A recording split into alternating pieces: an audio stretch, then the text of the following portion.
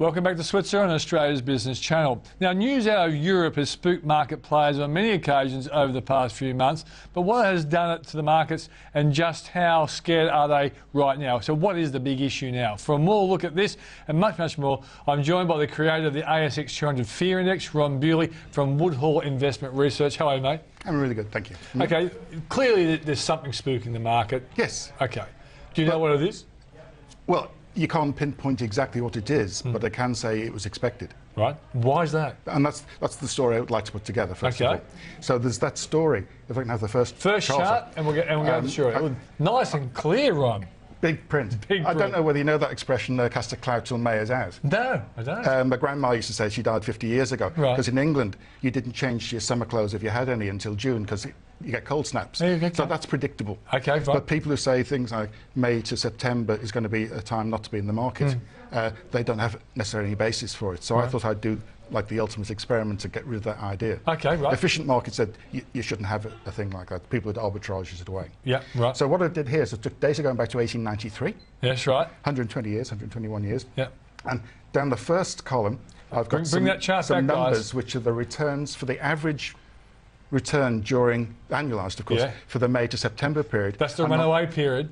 Yes. And on the right for the October to May. Yeah. So look at the median first. That's the middle number in a ranked The one that set. turns up more. Yeah. Yeah. So 50% or higher, 50% or lower. Yeah. So you see in the May to September period, 7.2% was that sort of so-called average. Yeah.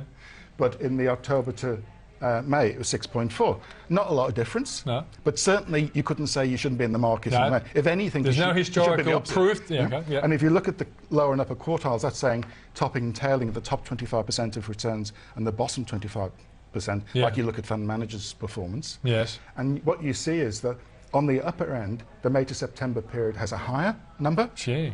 And at the these are all lower end, returns it's we're lower. talking about. Yeah, annualised average returns. So the distribution is more splayed out for May to September, but it doesn't mean it's worth.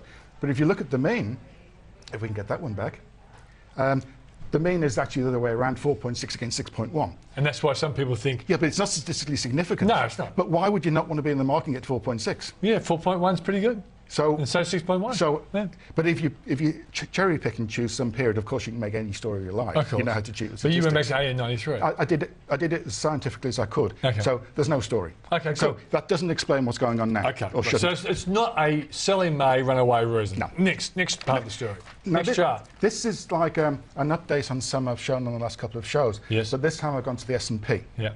So the S&P 500 index. Yeah. The heat map says certain colours tell you whether you should be getting into the market or getting out, and red's a bad colour. Yeah, and we did it for the ASX 200, we did it for sectors. Yeah. And we won't bother about all of the details, but things like green and blue are sort of cheap buying times, black's not bad, whatever. But currently it's red. But you'll see, I put two big red arrows so you can differentiate. There's only been two little periods on the S&P 500 in the last year or so. Yeah. Sorry, no, it's more than a year or so. January 09, where there was like a sell signal. And people at home will be wondering what generates whether it's red, green or yellow. What I do is I believe in the broker forecasts from all of these Goldman Sachs. Thousands of forecasts. Thousands like that. I turn them into returns forecasts for the indexes. Yeah. For America, for Australia, and then I make certain projections updated every day to see whether the market's running faster than projections or slower. So it's quite complicated. So if it's running faster than projections, you're more likely to head to a red. Yes, eventually get up there. Okay, so you reckon we ran ahead of what we did? Yeah. On February 21, that was on this show on your website. Yeah. I'm now saying that we just hit a red, and I wrote about it. Yeah. So my piece a week and a bit ago was a tidal wave sinks all boats. Yes, good point. So they were in trouble, so that's a trigger for the thing. But the Yanks haven't really come off the boil hard yet, so you expect... No, but it's clear that they are up there, so people are waiting for it, they're getting a bit nervous. Yeah, right. So, and if you look at the other red dot in the middle, the market didn't go any higher than it fell. So it's got a pretty good track record. It's a good little indicator. Okay, let's go to the next one, Ron. Yeah. So if we now go to the fear index, this is just from the last 12 months. Yeah. And the black dotted lines, I call them the tram lines. Yeah. That's where you want to be 2/3 of the time. Yeah. If you're in there, you've got no trouble. It's a good buying time. When you're not worried, nothing horrible is going to happen. And you can see on the left, we had some extended periods outside the tram lines, and that's when the Greece, Spain, Italy debacles were going on. Then we had a really peaceful time for a long time, and that's when our market was rallying. Then we had Cyprus, but that was only for a day or two, and then it came back to normal times. But then you see on the right-hand side, we crossed the upper dotted line. And this has coincided, I guess, and that was 3 weeks ago. Yeah, so the bad reading from China would have been one of the things in there. But 3 weeks ago, it wasn't just the last few days. So it's building up a head of steam. That we had rate cuts with their budget and all that sort of stuff. It's accumulated bad news. People are nervous. And so dollar down. The flip-flopping up, anything like that, it's all building up to the whole... So as soon as you get some bad news, like maybe the Nikkei's go down 7%, even though it went up 85% or something like this. So you should be happy. But people were just worried about things, and the nervousness was building up. And therefore, it's not surprising that something has happened here. Okay. So I'm sure you got a nice little picture to finish off to make us happy. Oh, yeah. And positive. Much happier. Let's do this one. This is the important one I wanted to get to. Yeah, I knew you'd have an important one. Now, if you recall, and it's a big ask for you to recall exactly what was going on, in previous shows for the whole of this year, this is a measure of cheapness or expensiveness. So the three on the left, energy, materials, industrials, have been cheap all year, basically. And all of the ones from discretionary through to utilities were very expensive, in fact, above the magic 6% line. So they were in territory where they should have flipped. They should have corrected. But I argued here, and other people did too, that the dividend play was supporting overpricing. So that was why they could stay up. And I said in particular, loud and clear last time, there's no reason for discretionary and staples to be so overpriced because they don't have a dividend story. I know so all those bar charts above the pot, what the 12? What's that line there? Is it 0%? 0% is the middle, and then you got all those ones above. They're expensive, and the ones below just not so energy is a little bit cheap. Materials is still very cheap. Industrials is cheap. Staples is now spot on. And what are the two at the other end, Ron? ASX 200 is on the right. All these charts are on my website if people want to look at them afterwards. We'll get it before you go. Utilities is cheap.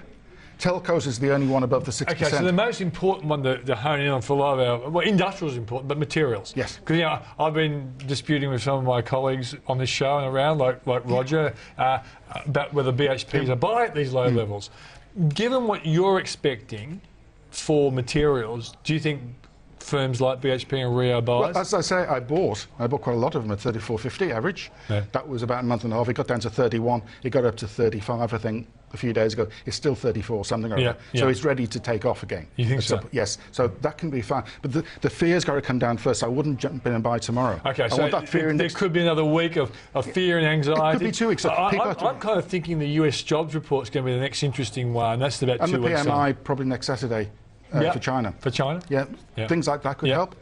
But I'm now thinking that financials are almost worth getting back into. Oh, really? Because they were like 12% overpriced. They're now only about 2.5. I've got the numbers with me. And they came down a bit today. I'm sniffing around to look for a bit more Commonwealth Bank or something at this sort of price. I didn't sell at 73 because I didn't know whether it was going to go to 75. And to 73, should I have sold at 71? But that's not your expertise to guess the actual but top. It's getting close. Your expertise is to tell us when to go into one sector and maybe reject the sector. So if you did sell your financials, it can go into the materials. If you didn't, you might even want some more financials. You've got some cash. I think a lot of people today, when they saw the banks falling, thought, that yield's not bad as it goes down in price. Yeah, and they're still moving together, as I showed before. So the dividend yield play is still there. So it's really just a question of, are people going to hold their nerve and then it can be fine again? We were so out of kilter for 3 months, it looked dangerous. Now we're almost back on track. Yeah, and Michael Knox bringing out the fact that his commodity prices are going to spike sometime this year. That's going to be good for material stocks. I wouldn't be surprised if they did either. I don't forecast them, but that's consistent with the way I think China's going. Okay, Ron, before you go, so you're right in the Switzer Super Report, and you're on that website, but you also got your own website. What's that website? woodhall.com.au, and under my news page, you get these slides if you want to look at them in detail. All right, mate. Thanks for joining us on the program. Pleasure.